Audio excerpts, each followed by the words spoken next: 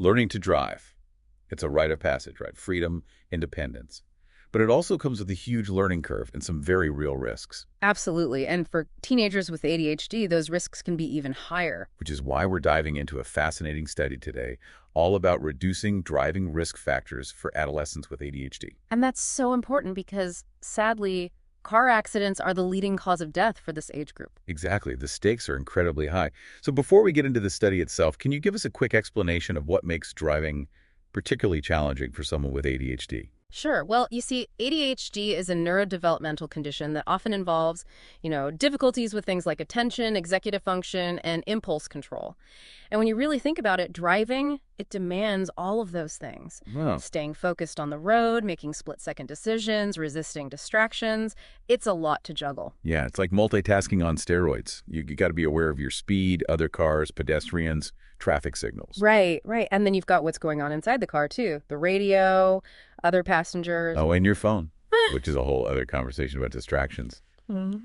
No wonder it can be extra tough for teens with ADHD. Exactly. And unfortunately, because of those challenges, statistically, teens with ADHD are at a higher risk for accidents and traffic violations. Which is why this research is so important. It's not about, labeling anyone or limiting anyone. It's about really understanding the problem so we can find solutions. And that's exactly what makes this study we're looking at today so interesting. They were really trying to find new ways to support these young drivers. Okay, so let's talk about this study. Reducing driving risk factors in adolescents with attention deficit hyperactivity disorder. Catchy title. What were they trying to find out? Well, in a nutshell, they wanted to see if a specialized training program could actually improve driving performance in teenagers with ADHD. They called it the Drive Fun intervention. Drive fun, I like it. Yeah. So how do they test this out? Okay, so they recruited 30 adolescents, all with ADHD and no prior driving experience, and divide them into 3 groups. One group received this Drive Fun intervention.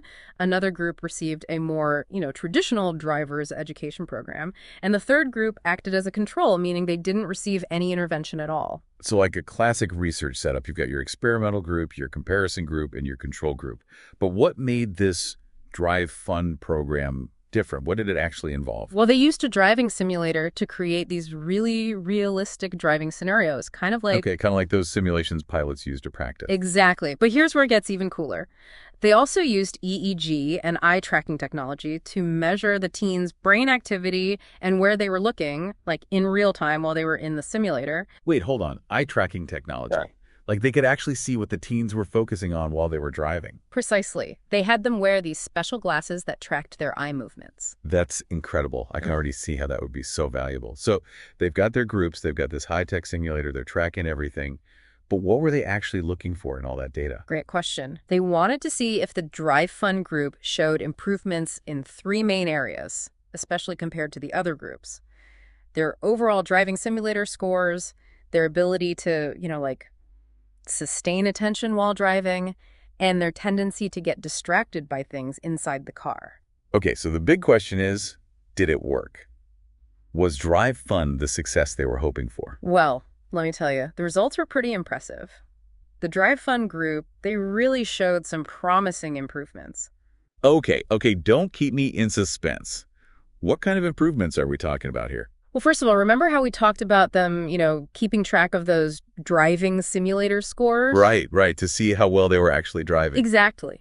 So the Drive Fun group, they significantly improved their scores, like way better than the other 2 groups. By the end of the training, they were making fewer mistakes, showing better overall driving skills. It was really quite something. That makes sense, I guess. I mean, it stands to reason. Uh-huh. The more you practice something, the better you get, right?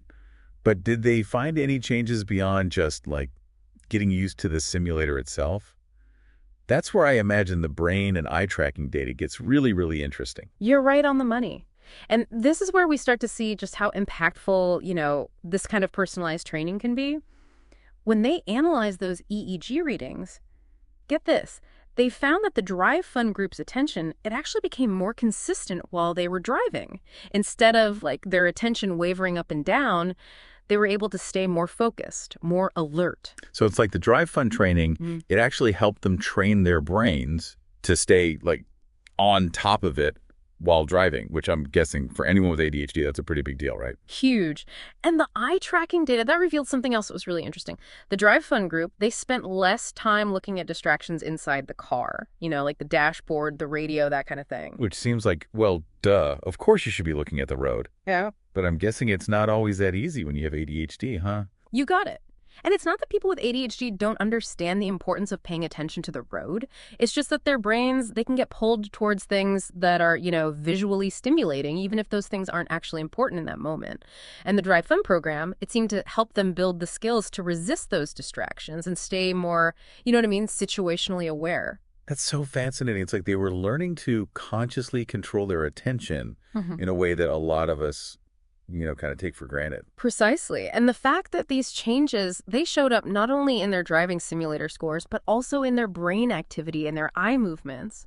Well, that suggests that the Drive Fun intervention, it was actually changing the way these teens were approaching the whole task of driving. This is seriously cool stuff. But what about the other two groups, the ones that didn't get the Drive Fun training? Did they see any improvement at all? So the group that got the standard driver's education program, they did show some improvement in their simulator scores, which isn't surprising. But their improvement, it wasn't nearly as significant as the Drive Fun group. And the control group, the ones who didn't get any intervention, well, unfortunately, they didn't really show much change at all. So it seems like just knowing about safe driving practices, it wasn't enough.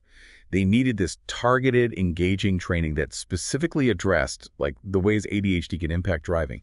They needed that to make real significant progress. Exactly. And that's a really important takeaway here.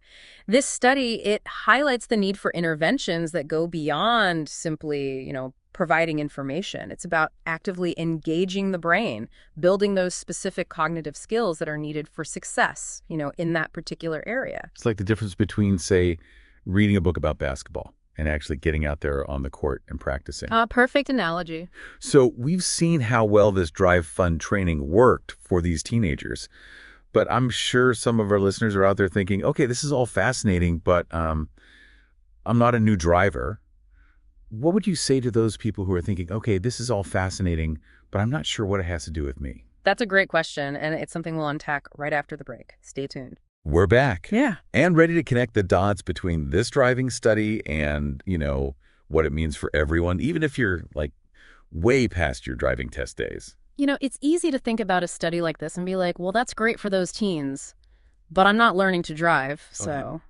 But what's really powerful here is the bigger picture, about how we learn and adapt, especially when it comes to ADHD. So you're saying this isn't just about driving. It's about finding new and better ways to support people with ADHD in all different areas of life. Exactly. Think about those key findings for a second. The inconsistent attention, the difficulty with distractions, those aren't just driving problems. I mean, those are everyday challenges for a lot of people with ADHD. This study, it gives us this little glimpse into how we might be able to address those challenges, in a more targeted way, a more personalized way, even outside of a driving simulator. Right. So instead of just telling someone with ADHD to try harder or pay more attention, which, let's face it, isn't always super helpful, we can start thinking about actually giving them the tools and training to actually strengthen those specific brain functions. Yes. Precisely. And what's even more exciting, honestly, is that this study, it combined that personalized training with, cutting-edge technology, like the EEG and the eye tracking. We're seeing this potential for using technology to not only understand ADHD better, but to also create these highly tailored interventions that can really, truly make a difference in people's lives. That's what's so fascinating to me. It's like we're on the verge of this whole new era of personalized learning and support. Yeah. And if we can use these techniques to help people with ADHD become safer drivers, imagine what else we could apply them to. Work, school, relationships. The possibilities are kind of endless. You've hit the nail on the head. This isn't just about driving. It's about changing the way we think about neurodiversity. It's about recognizing that different brains learn differently and then using that knowledge to create a world where, honestly, everyone has the opportunity to thrive. So well said. So for anyone listening out there who's been touched by ADHD, whether personally or through, a loved one, this research really offers, I think, a powerful message of hope. Yeah. It reminds us that with the right support, understandings, maybe a little help from some really cool technology, we can empower individuals with ADHD to succeed in all areas of their lives. Absolutely. And honestly, this is just the beginning, you know? As we continue to research and develop new interventions, I think we'll see even more incredible breakthroughs in the years to come. I'm excited to see what the future holds. Well, that's a wrap on our deep dive into ADHD and driving. We hope you found this episode as thought-provoking as we have. Remember, knowledge is power, and understanding those unique ways our brains work, that's the first step to creating a more inclusive and supportive world for everyone. Until next time, keep those brains engaged and those questions coming.